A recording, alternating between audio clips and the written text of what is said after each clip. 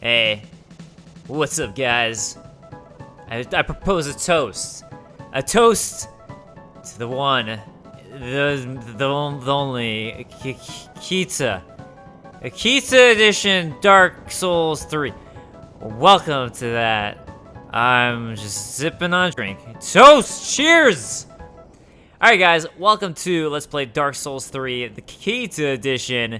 So I'm actually doing a little bit of post-audio this time because my audio got completely messed up real bad. Real bad. So it like completely quit out on me halfway through. So half of this, the second half is not post-audio, but this is post currently for the first 30 minutes. So you guys notified me. Oh, well, first we see stuff breaking in the distance. So I'm going to head over here and you can see that what it is a crystal lizard. So that's what was over here. But yeah, I'm back at the Undead settlement because you guys reminded me that I completely forgot to check out this one area over here by the dilapidated bridge bonfire, which I'd said I would check out. So that is what we're doing, and we're actually going to be backtracking through it, which I think is the easier way to do it. Otherwise, you have to deal with some distance and some range that's going to come at you. So I felt like, you know, really, if I'm giving a guide, this is the way I would recommend you go. Also, just for the sake of getting bonfires in the order that I did. So that's what we're doing. But yeah, post-audio is hard sometimes because I don't know exactly what I was thinking or talking about. And sometimes when I stop, like this situation, I'm like, what in the world was I talking about? I don't know. That's why I usually don't do post-audio. It's easier for me just in the moment to talk about what I'm going to talk about. But we find one of the, not priestess, but one of the, I guess, worshippers here is what I'm going to call her for the moment. And you notice, too, she's holding a Bible or a tome. And an evangelist. There we go. We get an evangelist robe. I'm getting a lot of lucky drops here. And a Titanite shard, which is great, because I really needed that. That's going to finalize the Titanite I needed to raise up my Uchigatana. But evangelist robe. These teachers, all women, came to enlighten inhabitants of the Undead settlement and sent carriers on the path of sacrifice. Robe of an evangelist sent from the cathedral. So they're coming from the cathedral of the deep to the Undead settlement. And here I think we actually get some really good lore about the stuff that's going on, including what we've been collecting, exactly what has been going on here, at least a bunch of it. So I think this relates to some of the torture that we've been seeing in the Undead settlement. And I'm going to keep on talking, by the way, about this lore stuff as I do this exploration, so you can watch me collect items like this one, and get hit in the face, apparently. But we're going to go lore-wise while I collect, but just because I find this to be really intriguing. So the evangelists are from the Cathedral of the Deep, right? And they came to the Undead settlement, which was already established as a location, but they came here, and the Road of Sacrifice leads to the Cathedral of the Deep. That is the purpose of it, which is where the evangelists have come from. So presumably, they have brought their teachings to the Undead settlement, and that's likely, and this is my guess here, and this is my assumption, is that's why we're seeing all this torture everywhere, is I'm assuming the evangelists are the ones who brought that here. Miyazaki loves his Berserk, and in Berserk, the wheel that we see torturing everyone, in Berserk specifically, now that was a real means of torture historically, but in Berserk it was a religious means of torture. So, we're seeing that brought back potentially here, and I could definitely see Miyazaki using that to indicate religious torture, especially if we're getting evangelists coming from the Cathedral of the Deep, who are they worshiping, likely Aldrich of the Deep, because that's that major character who is just gobbling up people, and why they would establish this Road of Sacrifice. So I think what they did was these evangelists came to the Undead settlement, and they're like, hey, let's create this road. Let's build this road, and we can bring people over to feed our god Aldrich, because he needs some more food. And hell, I don't want to get eaten. Do you want to get eaten? I don't want to get eaten. So we're going to build this road there and just bring people over from the Undead settlement, and we're going to brainwash them or make them believe our religion so we can get people over to Aldrich that way. So that's what I think is going on specifically here in the Undead settlement, and why we see what we're seeing with all the torture. The bodies being burnt apparently is actually an undead ritual that we found out from the charcoal pine resin, which is pretty interesting. I like that bit of lore that we got. But for the most part, this is going to wrap up us exploring the Undead settlement as I break through these boxes. Again, explore everywhere. You see boxes you can break, definitely go through there. Even though all we get is a soul of an unknown traveler. So not that big of a reward through this part, but regardless, you know, always try to break things like that, because you might find extra areas. But this house right here that I'm going into and looking at, you can see that this is where I'd fallen before, where the various thieves, as I like to call them, You know, I know that's not their actual names, because Thralls their actual name, but the Thralls were on top of the roof, and I dropped down, and this is the direction you would go. So if you're heading down this direction, you can see up there is the dead evangelist on top at the bridge area. She would be spewing dark spells at you. So that's kind of why it's easier to come from behind, is you don't have to worry about trying to avoid her. You can just come from behind her and surprise her and be like, surprise! Sword up your butt. Because this is still butt-born in a sense. But I'm going to warp out, I think, back to Firelink Shrine, if I remember correctly where I went. But we'll see in a moment. So quick cut it. See you guys soon. What is up, Andre of Astora? So I actually have a bunch of NPC stuff to talk about here. A lot of this beginning of this episode is just so you guys know going to be NPC chatter and talks. So I want to check to see if Andre had anything else new to say. He doesn't, clearly. I mean, he does eventually. So we can upgrade our Uchigatana, so that's what I'm going to do here with Andre, since I got 7 of those Titanite shards. There's actually a weapon that, as I believe I mentioned in a previous Let's Play, that I prefer over the Uchigatana. So those extra Titanite shards are going to pay off. So it does help that we have those. You can get Titanite shards pretty easily in this game, honestly.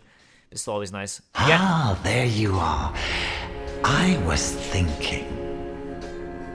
You know I'm a petty thief. Well, perhaps I'll go on the prowl. Everyone's dead or hollowed away anyway, right? So I might as well fetch some weapons or treasure for you. Well, what do you say? Grey Rat, I say this is your calling, son. You were born a thief. You're born a thief. Be a thief. I support you in all of your endeavors. Nothing can go wrong, right? Thank you. You will not be disappointed. Grey Rat the Thief was once a well-known name. Until I ended up rotting in a cell. It's funny, because I never heard of ya. Oh, dang! Grey Rat Goodbye. I will leave for some time. So long for now. Do stay safe, you hear? Or my efforts will have been for naught. Alright, so Grey Rat's just gonna go pillage and hopefully bring back, and this is the goal, bring back more items that he can then sell to us. So it's a way to open up more shop options without giving ashes of dead people to the Shrine Handmaiden. Funny short stories, I actually really always liked Thieves a lot because of one of my favorite book series, which is the Song of the Linus Rampant series by Tamara Pierce. Loved Thieves. George the Thief in that book was like my idol growing up. Don't know if that's a good idol to have as a thief, but he was, because he's amazing. Oh, Champion of Ash. Welcome back. I was not meant to be a firekeeper, but I am honored to serve you beside the bonfire. The gods are ever merciful. My gratitude lies with them and with you. I am yours now. Your wish is my command. Like any wish? Like, can you just give me free crap then instead of me needing to buy it from you? Because you're saying my wish is your command? In my home of Karim, I was a nun. I would be pleased to share the tales of miracles with you. Although, to be honest, I only know a few. But if I had a divine tome, I could tell you many tales and more. Oh, only I cannot see. Terribly sorry. But you'll have to find me a divine tome in Braille. Alright, so we actually find out a little bit more about Karim here. So they kind of switched things up a little bit from Dark Souls 1, where Karim was all totally evil from everything we were seeing. And not maybe evil, per se, but a lot of nasty stuff coming from there. And we have these nuns, who seem fairly positive. In Karim, the saints give voice to the ancient tales. They memorize countless cumbersome sacred books and read them in sonorous tones, a function for which they are widely renowned. It's a ring bestowed upon a Karim saint for the Saints Ring. So again here, just positive things about the saints being nice people. To use miracles, equip the talisman. Replenishment is a relic of the old Lloyd faith, whose cleric knights were unfaltering in battle. So Allfather Lloyd is an interesting character. Even though we're getting this from this character from Karim, Allfather Lloyd was part of a different area. He founded the Way of the White Covenant, which is based off of Gwyn. So Allfather Lloyd is Gwyn's uncle, and this covenant was basically made to worship Gwyn as a god, which is funny being that he's his uncle. I find that funny and comical. Caressing Tears is a tale of the many deaths surrounding the goddess Kytha, of whom Morn was a known follower. Miracle taught by Morn, the Archbishop's apostle. We don't know too much about Morn yet. He's going to come back up again a couple times. But Kytha, the goddess of tears, is actually a goddess from Dark Souls 2. So you get a reference from Dark Souls 2. She's one of the goddesses you can choose for multiplayer rings, or multiplayer when you're trying to do match with a friend. And for whatever reason, I always chose her. So this is the one. If there was a goddess from Dark Souls 2, I would remember for what. This is the one I would know. So it's kind of funny that this is the one that was chosen.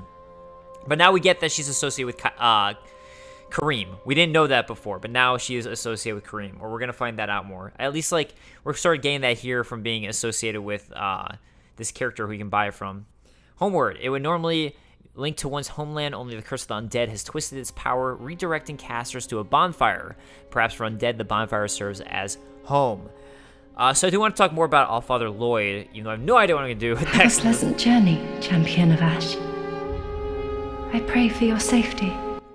So if I'm not mistaken, Allfather Lloyd is part of Thurland, which is a different land than Kareem.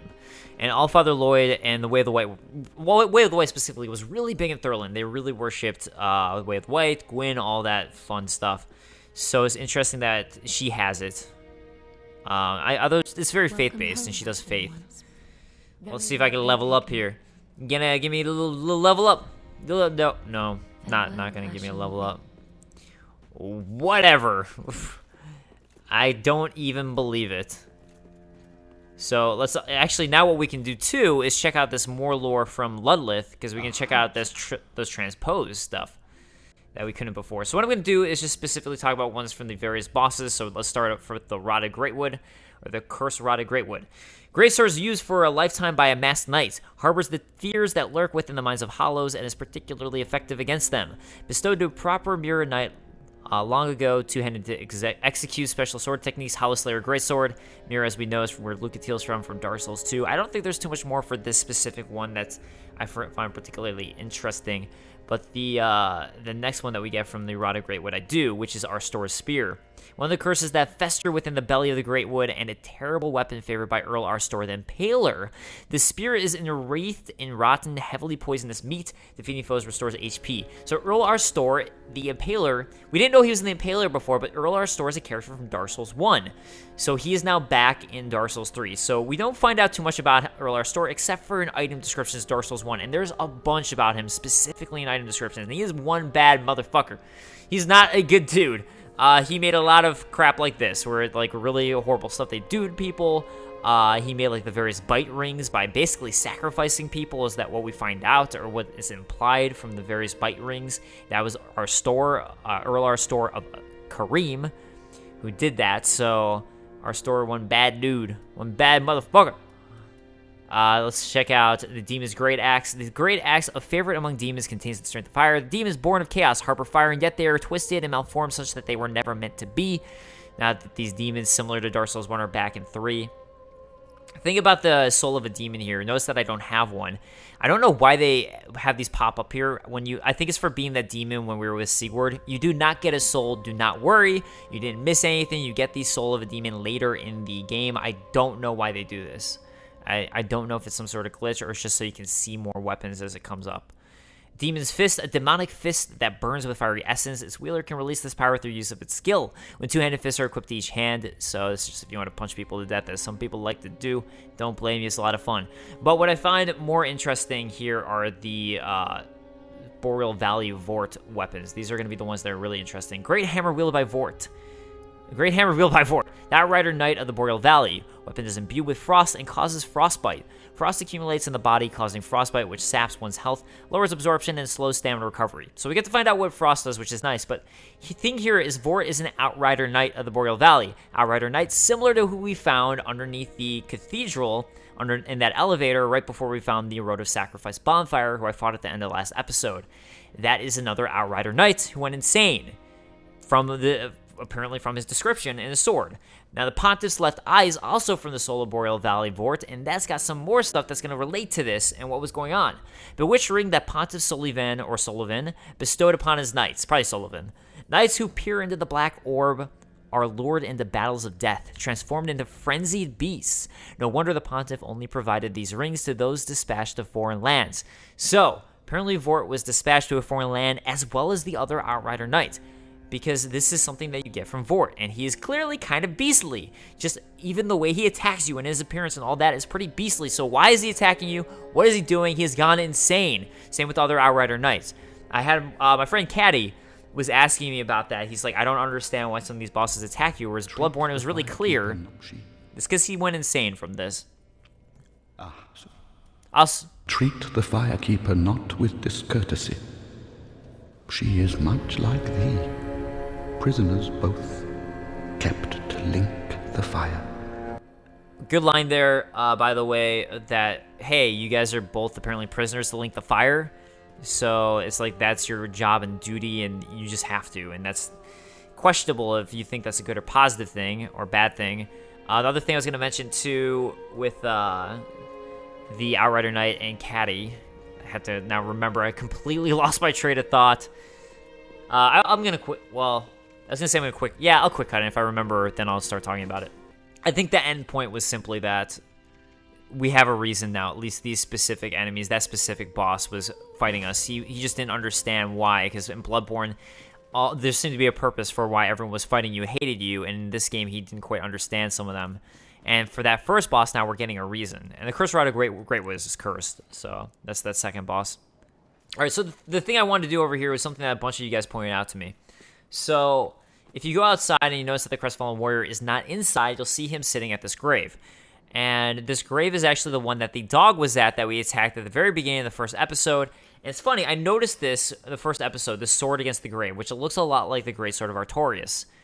Now, I kept seeing this sword in other locations or something that looked like the sword, so I wasn't sure if it was the Great Sword of Artorias, but after people pointed out to me, it's definitely a reference to Artorias because there's the dog who's guarding it, which references Artorias in Dark Souls 1 and Sif in Dark Souls 1.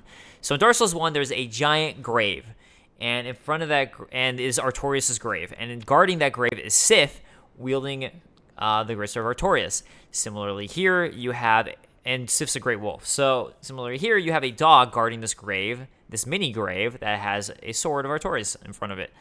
So just a fun callback to Dark Souls 1. I think that's really all it is. But we also find out more about this character in a sense because of what he's doing here. This knight, this crestfallen warrior, if you will, who I'm sure I will talk to in just a second. I'm sure of it. Otherwise, probably just blabbing on about Artorias and Sif at this moment. Post-commentary, guys. It's fun. I apologize. I'm so sorry for this. Next time, it'll be better.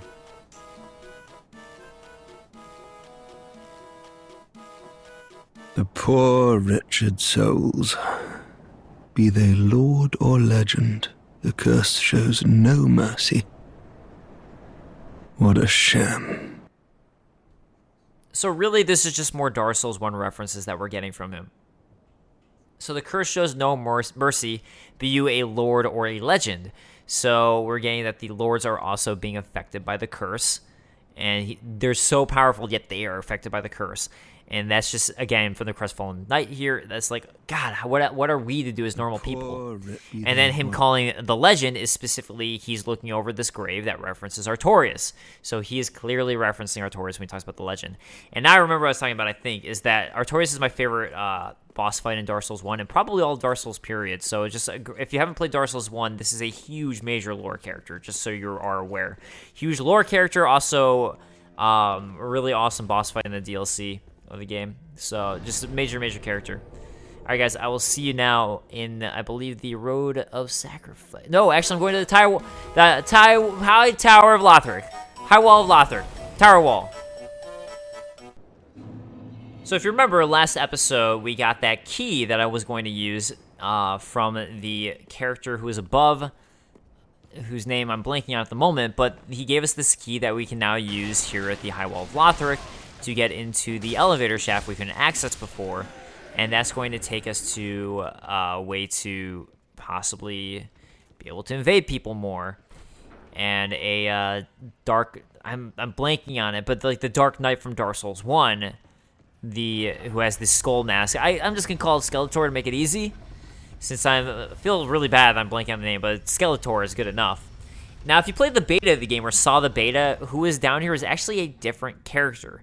The thing that was down here was another one of those Outrider Knights that we saw right before the Road of Sacrifice. That's what was here, and a lot of people had a lot of trouble with that Outrider Knight. But here instead we have Skeletor this time around, who's going to bid us hello. How are you doing? Skeletor, I gotcha. So I like to try to parry Skeletor here.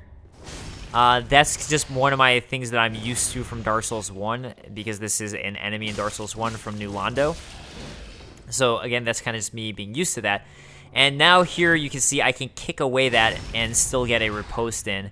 Kicking I find to be really useful in Dark Souls 3. I use it actually pretty frequently. I'd say more so than any other game, Souls game. And we get a Red Eye Orb. And this Red Eye Orb is going to allow you to invade at any point. So the cracked Red Eye Orbs that we got before, you consume it once, it's done, you can't use it again. Now the Red Eye Orb is full, you can invade as many times as you want. So if you want to invade people, you really want to go get this Red Eye Orb, no matter how many times you're going to die. So, defeat the host of embers of the world you have invaded to gain the strength of fire. The Red Eye Orb is rooted in a tiny land swallowed by darkness long ago. Some choose to put the orb to other uses, to embark on this path, enter the service of Rosaria in the Cathedral of the Deep. So we get a new character here, Rosaria of the Cathedral of the Deep. Another Cathedral of the Deep reference. We're hearing a whole lot about the Cathedral of the Deep right now. Other thing is that Darkland they're talking about that was swallowed by darkness is New Londo, which was an extension of Anor Londo in Dark Souls 1. And that is where the Abyss kind of started to swallow it up, and you saw those Skeletors really in a bunch of places, just taking everything's humanity. And it was such a big threat that the characters in Dark Souls 1 decided to flood the entire city and kill everybody. And I'm talking mass murder here to stop the spread of the Abyss, because that is how bad and afraid of this that they were. So that is New Londo for you. But I'm going to warp to the Road of Sacrifices. See you guys soon. Alright, we are here at the Road of Sacrifices. If you remember, this is where I'd ended last episode, so now we can go ahead and move on forward now that we've wrapped up everything thus far that I know of. There was a mistake I made before, by the way, but I'm going to mention this guy first and talk about him. These guys are pretty easy if you take them out before they grow wings, but once they've grown their wings, they're difficult to deal with. So it's an enemy that you really just want to rush, and that's going to help you a lot for fighting them. But the mistake I made the last episode that you guys pointed out to me, and thank you whenever I make mistakes, I appreciate it. Definitely let me know. Apparently, I'd said that you could only access the Mound Maker's Covenant if you at the begin by using that cage thing that you get into that I did at the beginning, which you don't have to be hollow. I made a mistake too with that. You don't have to be hollow to access that cage, but you have to have not fought that first boss, or that tree boss. So apparently there's an NPC that we're going to meet later this episode, and if you finish that NPC's quest line, that's another way to join the Mound Maker's Covenant. So just wanted to make you guys aware. I don't want to mess that one up. No, it's funny. I'm trying to think back about what I was talking about before I lost my recording here, and I know I was talking about some actual historical thing. Oh, actually, I remember now. So, yeah, I was just thinking, like, man, that'd probably be a fun thing to talk about as I'm exploring here. So what's interesting here is we come to the Cathedral of the Deep, and that's what we're looking for, and that's what was built upon for us, is that historically, at least during the medieval ages, that was a common vacation people would take, was to try to look at all these various cathedrals, because a lot of them are really built up and gorgeous, and especially during those times, they were just insane and incredible how they looked. I mean, they still are. I mean, cathedrals are still incredibly impressive, but back then that was what people would do, is they would kind of go on treks to see these various gorgeous cathedrals across England, traveling to Ireland to do it. And that's something I learned in one of my medieval classes in college. So, like, if I'm mistaken, that's something I learned in class. I'm just saying, but I'm fairly certain that's definitely true. But, you know, people still do that, right? You still go to the cathedrals, but back then I think that was a bigger deal to do that, especially since people were much more religious than, at least in that region, and specifically for that sort. But here we come to what's a cliff and dead end, but something that you can see if you look in the distance is you see that cliff over there, right there, that I'm using my binocs to check out, that looks like we can drop down on. So again, if you look around at various places and really pay attention to your environment, you can find different locations to get to, which is pretty awesome. Just ways to you know, view your environment. Now here, there's 2 different ways you can drop down. There's the way that I just showed you right here, or there's a second way to drop down over on this side. Now, you can do both sides. It doesn't matter. I actually think the other side is better to do because you don't lose as much health since the drop's not as far. But just since I'm sure people will be wondering, since this one's harder to notice, I want to show this drop specifically. So we dropped down first there, and then here, and I almost died. I almost died. I had no idea. I thought I was fine with how much health I had, but clearly I was not. And we're going to get the Brigand Twin Daggers at this location here. Now, again, you can drop down from the other side and be completely fine, not have to worry about nearly as much fall damage. But these pair of daggers are the preferred weapons of the Brigands of a distant land. When two-handed, the wielder holds a blade in each hand, allowing for divergent attacks. So, no lore in that one. But, hey, you know, that's cool. We get the Brigand Hood and Brigand Set. And, hey, who is it but a reference to Mildred the Butcher from Dark Souls 1? What? Which is a reference to the Butcher from Demon Souls. So this is a reference all the way back to Demon Souls that we're getting here. Yet another one of these Butcher characters. So just fun to have more references. Because you always got to get invaded by one of these Butchers. Not that this was an invasion. It's an invasion character in Dark Souls 1 and Demon Souls. But regardless, here you have a complete reference to her. I am trying my best to parry her and completely failing. Like, utterly failing at parrying her, but hey, you know, you gotta get backstabbing when you can, but I really want this parry so bad, even though I am just depleting all my Estus Flask doing this. You can just see, I feel like I'm not gonna do it. I was just thinking, like, I could literally play the what sound music from Final Fantasy VI that I play when I die this entire time, because I'm doing so bad. Yep, so since I am out of Estus Flask now, I'm just gonna go ahead and see, even still, I was like, I gotta get the parry. But at this point, I guess I will just try to kill her. And super close here. Although if I die, it's not that bad because I'm trying to hollow out anyways to complete a quest line. So, you know, if I die, I'll go more hollow, and that's actually not a bad thing, especially for this quest line I'm trying to do. But since she is adding more to her Butcher Axe, which, by the way, I believe what that does is make her heal if she hurts you. Or Butcher Knife, not Axe, or Butcher Knife. Good time to attack her. So let's go ahead and take a look at this stuff. So, the Butcher Knife, if I can find it. Can I find it? There we go. All right, Butcher Knife. Butcher's Knife with an oddly large blade wielded by the mad woman haunting the road of sacrifices. Back in the Undead settlement, the woman acquired a taste for human flesh, of which she took glee in partaking. So, again, I believe that's just fully referencing Dark Souls 1 and Demon Souls. Brigand Armor. In foreign lands, undead were banished to send a message to populace, and when the message was not heard, they banished the living too. So again, you do have that they're living and undead in the same areas, but I'm still, like, because this set I didn't fully look at before, I'm still trying to piece together exactly what all this meant from the Brigand set, just in a fuller, larger context, I suppose I mean. And, what is this? Brigand Axe. All right, we're just going full Brigand here. All Brigands. So, surprisingly sturdy battle axe that requires more strength to wield than a standard axe. Axe favored by Brigands of the distant land. Oh boy.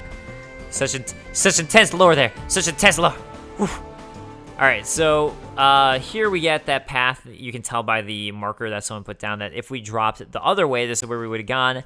Basically taking no fall damage. So, again, I just recommend going that way, honestly. There's no reason to take the path that I took, except if you're trying to explore and find things.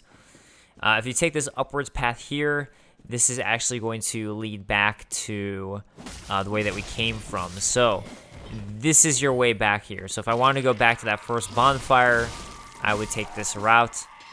And, I mean, there's also this item here, which is another Titanite Shard, which is nice to gather, nice to collect. But here you can see that this is actually that area that was coming from, and the only way back, since we had to fall down in order to progress. And again, that's some of that nice vertical meeting horizontal level design that Hidetaka Miyazaki, not Hayao Miyazaki, sorry. But Hidetaka Miyazaki is so good at, and he's such a pro. If you look and notice to the left here, I didn't really quite look at it, but you'll notice if you really look that there's an enemy above there, and that's a good clue for you that you should probably try to like explore and look around. And notice that there is a sorcerer one of these that I'm just avoiding, And the reason I'm doing that is because the sorcerer's pretty easy. They just spew poison mist at you, and once they do it, you can just easily walk around the poison mist and be fine. And we get an ember.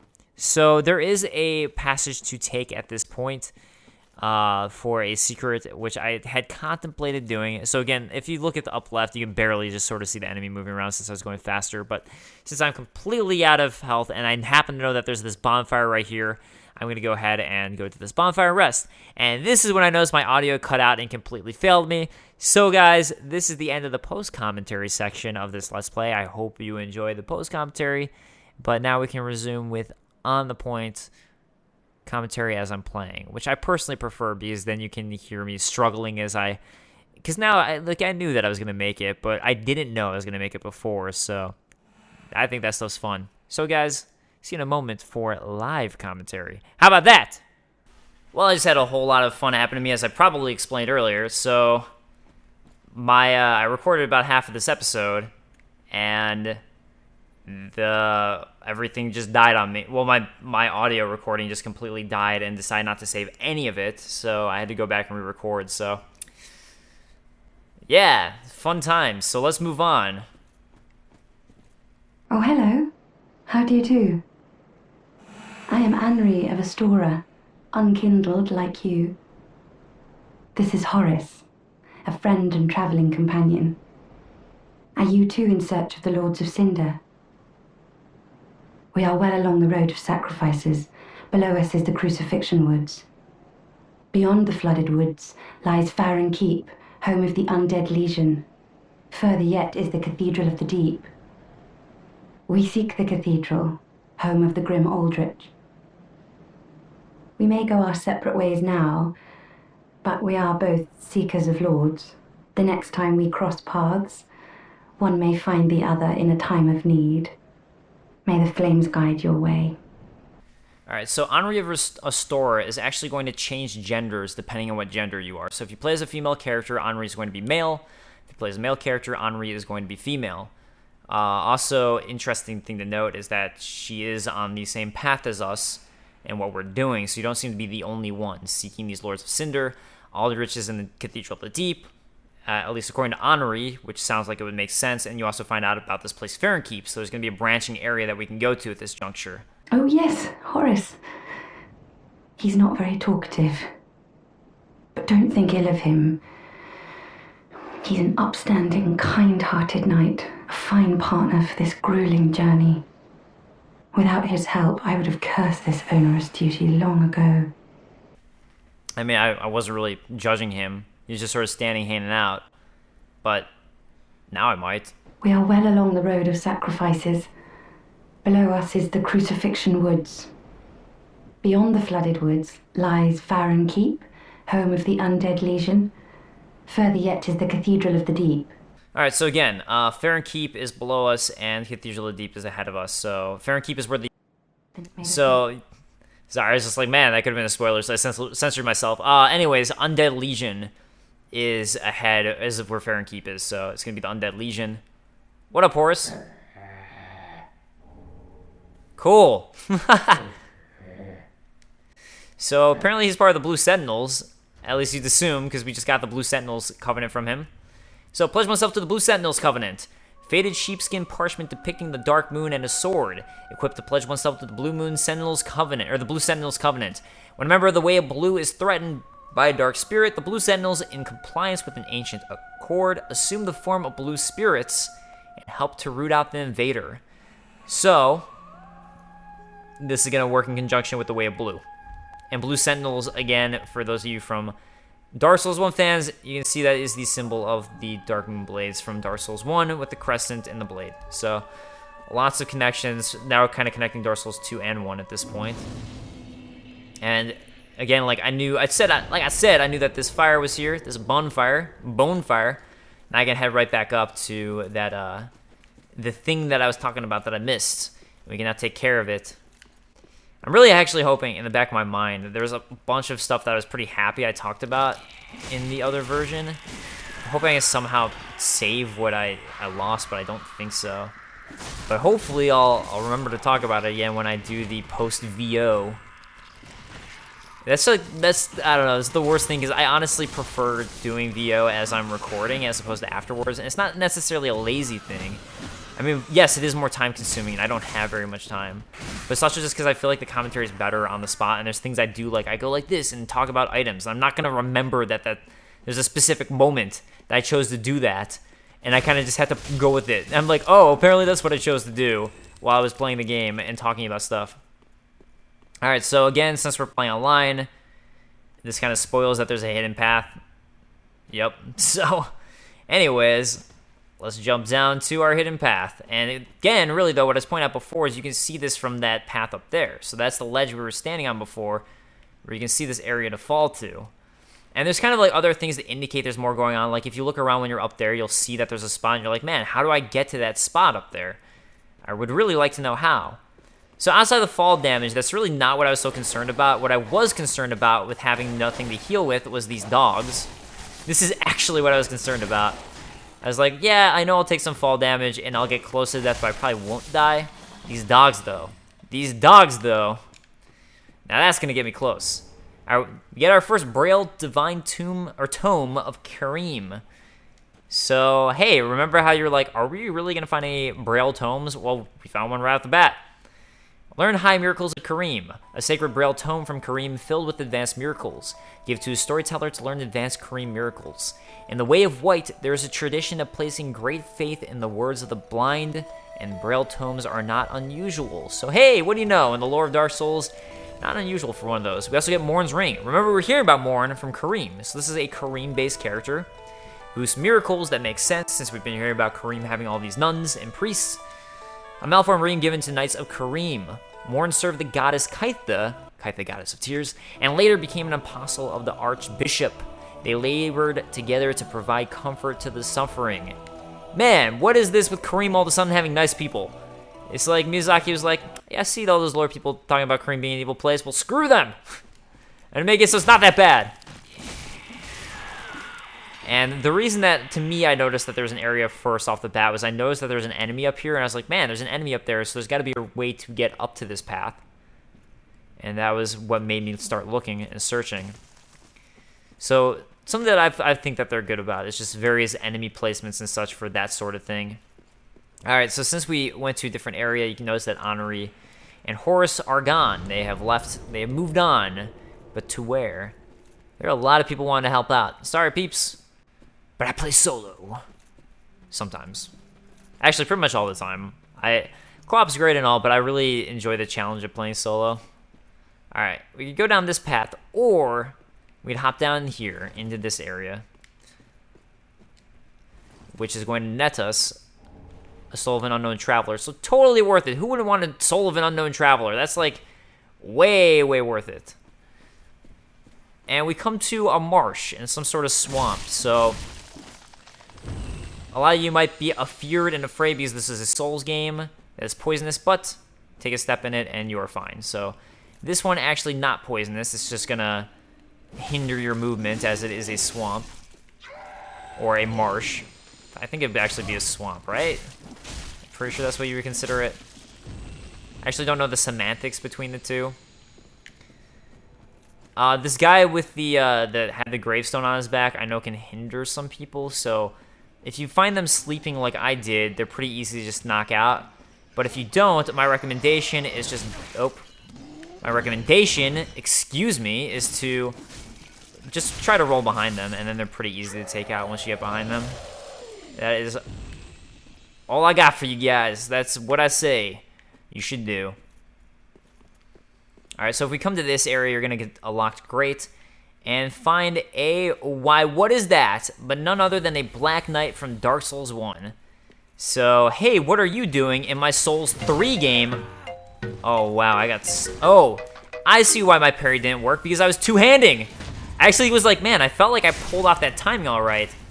I didn't, because I was two-handing. I mean, the Uchigatana still parries, but it has a slightly different timing if you're two-handing with the Uchigatana than with just like a buckler. So, man, I was like, I felt good about myself. I felt good, and I failed.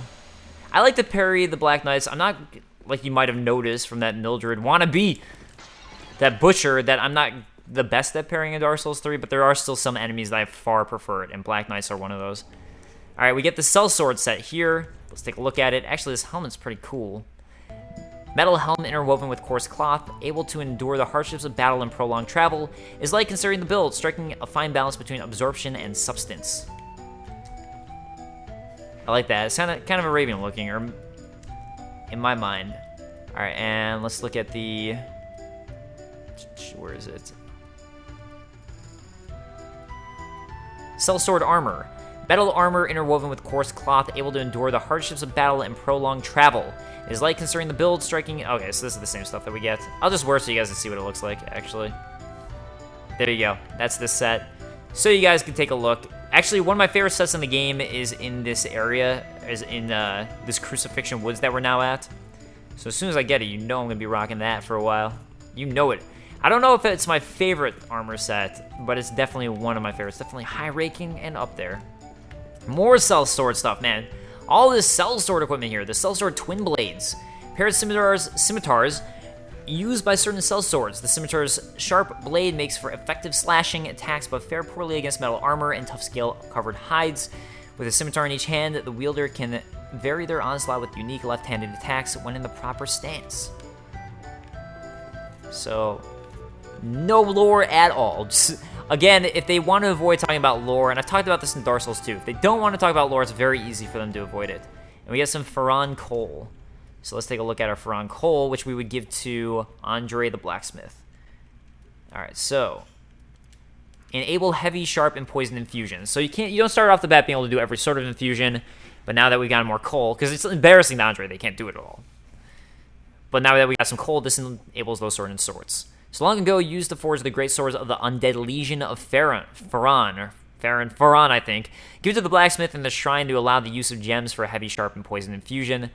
Undead Legion of Faran, and we know that the Faran Keep is right by here, and we've heard again from Anry that, hey, that's where the Undead Legion are hanging out, which are one of our Lords of Cinder. So, hey, we're coming close upon one of them, and we've heard telltale, according to Anry, that Hodrick is in the Cathedral of the Deep, which is also another branching intersection here, so a couple places to go to. And again, just, somewhere to bear in mind is that you got a Crystal Lizard to look forward to, one of the giant ones through whatever the other side of this gate is. And here we have my favorite enemies. My favorite enemies. Let's see what I can do with this. Oh, God.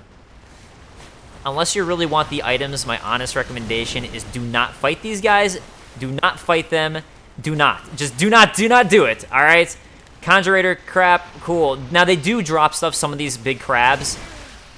Some pretty nice stuff, actually. Yellowfinger Hazel, this is not a good time. Please come back later. I'm in the middle of fighting a giant crab, and I'm not all about it. Alright. Yellowfinger Hazel, where are you at, man? I don't mind fighting you, just not when this giant crab is over here. See, that's why you gotta be embered up. That's why you gotta be embered up. Alright, cool. Peace out, crab. Yeah, get out of here. Get out of here. I don't want your kind over here. Oh. I would look at the Conjurator set and the Pyromancer thing I just picked up, except for I know Hazel's coming for me. He's somewhere. And he's coming. You also have baby crabs. Those ones are okay. Oh, look. I think I just infuriated him. Oh! Invaded by Watchdog of Faran Rar. What the...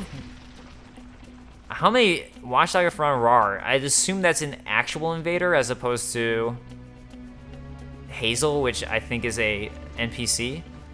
But I'm really not sure. Okay. Oh, wait, no, this is Hazel right here. This is Yellowfinger Hazel. Jeez. Jeez, Hazel. Jeez. I was trying to be all, crafty since it's a summoner and be, all quick about getting in and attacking Hazel, but, man, that did not fare well for me at all. Oh, jeez. Come on. What the hell is this crap? Trying to double up on me? Are you kidding me? If this is an actual invader, that's some straight up bull. Yeah, seems to be. Seems to be. By the way they're playing. You are an ass, by the way. Trying to double team like that. That is why you get to be, what is that? I don't know, destroyed in the phase? No, no, bad! Ah, God, how many S's do they have, I wonder? Yep, did it again.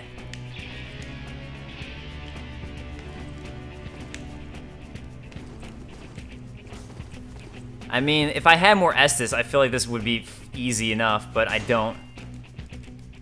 Oh, nice call trying to parry that. Too bad you didn't get it.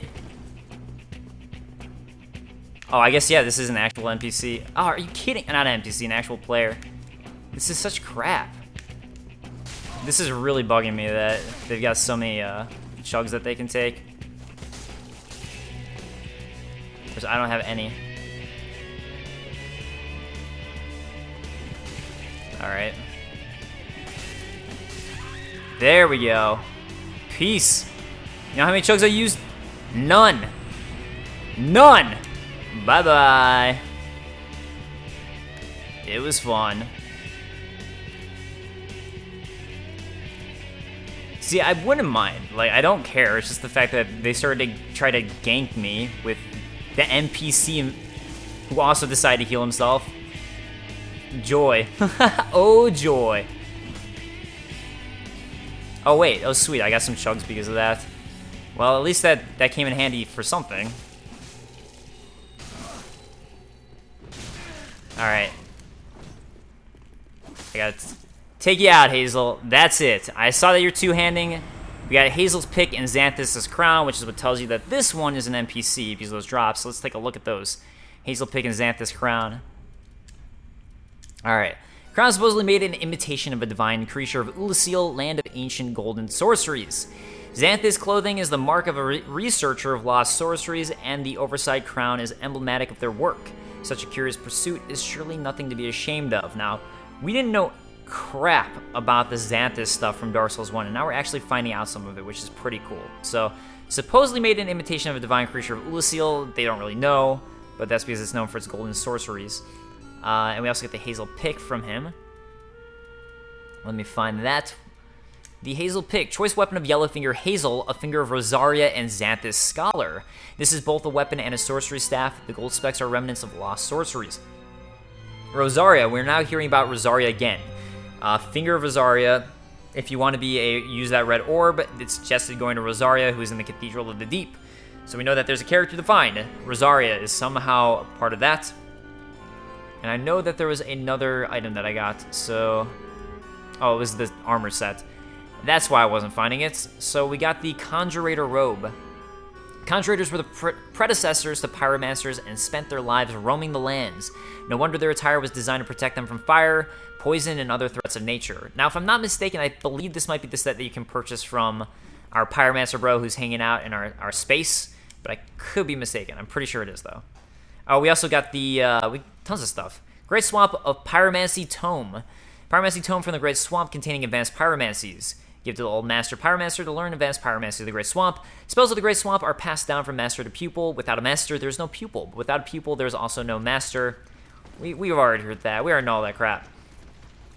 We know this. Oh, geez. Oh, boy. Just what I was looking forward to. Crab. Another crab. I mean, it's the same one. Because I think there's another item over here that I wanted to pick up. And I hopefully that was it. Hopefully that's the one that I was looking for. Alright. We're going to avoid you, crab. Oh, and I got more Estus flasks for defeating the Hazel. So, that's nice. Should probably pop one of those babies. And say, see you later, crabs. What do you say when you get crabs? You say, see you later. That's an adult joke. Oh.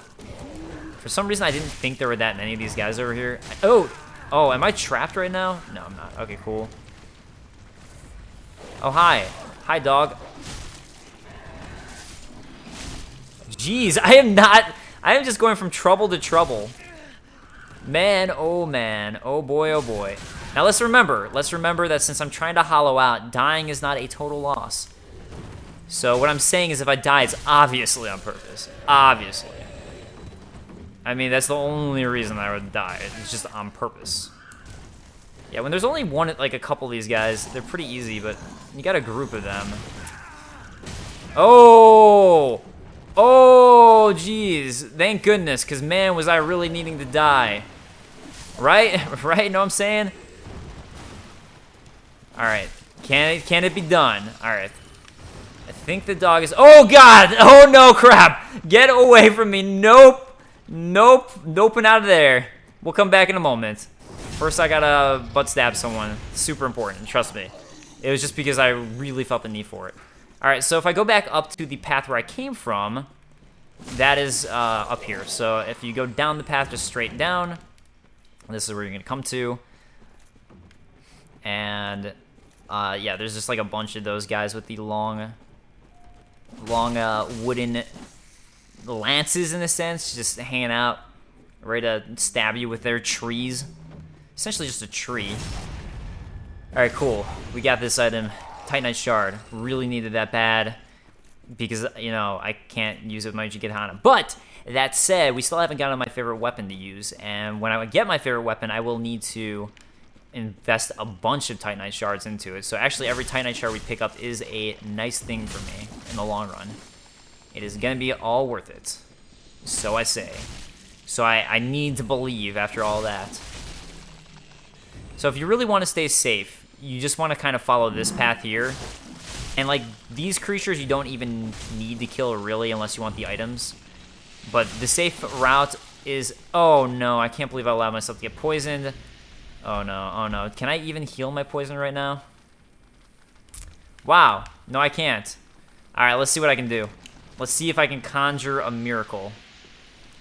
Probably not, but we're going to try for it. Can it be done? Can it be done? Because I know the game, and it's kind of unfair, and I have an unfair advantage. Unfair advantage. Unfair advantage. Go. Ha ha ha. Oh, man. That's what happens when you know the game too well, and you can take advantage of that. All right, cool. Sorry, guys. I know that should have been my first, well, in a while, first step in a while, but it's not. I've been flirting, in fact. Just straight up flirting with death. I've been teasing. I know I'm kind of a tease with death. I'm like, yo, death, here's what's up. And I take off my headband, I take off everything just to show death. And I put it back on. I'm like, nope, you only get half a nip. That's it. That's all you get. That's got to be real mad at me right now. Just throwing that out there. Oh, I allowed myself to get poisoned again. Well done, me. Well done. Yeah, it's funny. These guys don't even hurt you at all. I should have just been trying to avoid the poison. Oh, well, whatever. Now that I'm poisoned, I don't really need to worry about getting poisoned again. I also got a twin drag. Oh! I was going to say I got a twin dragon shield, but, you know, when you're getting attacked like that. Twin dragon great shield. Made from wood and decorated with a two-headed dragon. And, yeah, that's all the lore we get from that one. But we have to look. We have to look just in case. Oh, wow. I totally missed this item. Good thing I ended up backtracking, huh? Alright, another Titanite Shard. Oh, nice. And even right after, that was in the moment I was describing how nice it was to be getting a Titanite Shard, too. And I almost missed it. In fact, I would say that getting poisoned was a blessing in disguise. That is how I would describe it. Oh, jeez. Alright, but not noticing that these guys are here, not so much. Oh, that's a dead end. Well, not a dead end. That is a wall. To be more proper about what it actually is. Oh, I was trying to dodge, but I still had that delayed attack going. Alright. You need to go. Thank you. And it's funny, these guys usually don't give me that much trouble. I blame it on just nerves, man. I'm just so nervous. It's like performance anxiety. That's, yep, totally what I blame it on. Oh, jeez. Man, you guys all want to party, huh? Every one of you. Alright, let's see if I can take out two at once. Done. Done and done. What did I just get hit by? Oh, well.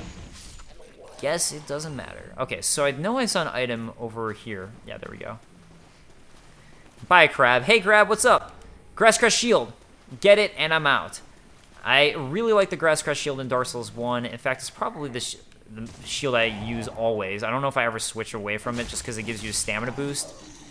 Don't use it so much in Dark Souls 3 just because I really honestly need the extra parry frames from using the small, like the rounded shields. But let's go ahead and take a look at it. Grasscrest Shield. The Grasscrest Shield is lightly imbued with magic, which slightly speeds stamina recovery. It's unknown origin, so don't get too much out of it. But that looks like everything that's in this location, in this area over here. So let's head towards the Crucifixion Bonfire again, because we got more to do over there. Oh, hey. That was not good on my part. I should really just explore this side of things since I'm over here, though. Alright, I think that's about it, because there was the Fated Soul over there. Cool, so let's go ahead and head up, because there's something I want to do right now while I'm... You know, I haven't died in a while. I'm going to give myself full Estus for this, though. So there's someone that you can summon if you're embered up. And I'm not that great at fighting this character, which is why I'm doing this. So... Well, I should say why I'm resting at the bonfire. Normally I don't care that much and I'll just take the risk, but since you have to be embered to summon this character, that's kind of why I want to make sure I can at least have a decent attempt at it. So we're going to fight a Mad Phantom that you can summon. Now, this is an NPC, but it's the Holy Knight Hodrick. I honestly don't think you get anything for defeating Hodrick. At least nothing that I know of. Alright, while Hodrick is two-handing, you want to come in with with some quick attacks. At least that's what I found for me, Jesus. And while he's one-handing, that's when you want to try to parry him. So, at least that, because he can parry you. He can parry you while he is one-handing, especially since he has a shield that is perfect for parrying. So, right now he's still, oh, nope. Now he's back for two-handing, so let's go ahead and get some quick attacks on him. And, oh yeah, I forgot that he has some Estus too. Alright, so yeah, he's going to do one of his big attacks because he's waiting for it. Alright, and now we can get in with a return that attack at you. Oh, that's right. I forgot he had this too. Alright, so he's going to imbue himself so he can hurt you for more. Oh, I forgot it. Man, I forgot about all this pyromancy stuff. Uh-oh. Is he one-handing? He is one-handing. Alright. Oh, yeah, so there you see. He even tried to parry me. Even tried to pull off the parry. But you can't parry me. You can't parry me. I read that. I see what you're doing. Oh, so you still have more Estus? Jeez, how much Estus do you have, Hodrick? I'm one to talk, huh? As I Estus up. I should really actually probably Estus again, because Hodrick is a SOB. Alright. Oh no, oh no, oh no! Gee, that attack. Gee, that attack. Nope. That is what I was worried about, is that's why I was trying not to attack while he was in that mode. Alright, come on. I should probably be trying to kick him. After I was talking up this kick game and how good it is. Are you going to? Are you going to? Good. Because I want to return fire on you. Come on. This match is taking way too long, brother. And I'm almost out of Estus. I'm all out of Estus. Alright, cool. Apparently I'm pretty good at parrying that. Before I wasn't, so maybe my parry skills have gone up a bit. Yeah. There, now he's out of Estus. Oh man, I actually thought I was early on that. I'm surprised I pulled off that parry. Pleasant surprise. Sometimes they do happen. Oh, I was gonna try. I actually meant to kick him. That could have been really bad. Oh, jeez. All right, so that right there, he can take you out real quick. Uh-oh. No, I will not let. Come on. Oh, he's so close. Oh man. Oh my God, this is so close. Come on. Are you kidding me? Oh! I did it. It's done. Done. Hodrick, you dead. Yeah, and you don't get any drops from him. So obviously you get some souls, but I don't think it was a lot of souls. So I'm not honestly sure what the point of doing that is. I do it anyways because it's a fun challenge for sure. But I don't know if there's any real advantage to doing it. So if someone knows, please do let me know if there's a good reason to fight Holy Knight Hodrick. All right, so we're about time to wrap up here. But before I do, there's one area I want to go to before I head back to Firelink Shrine, because we got some stuff to do at Firelink Shrine.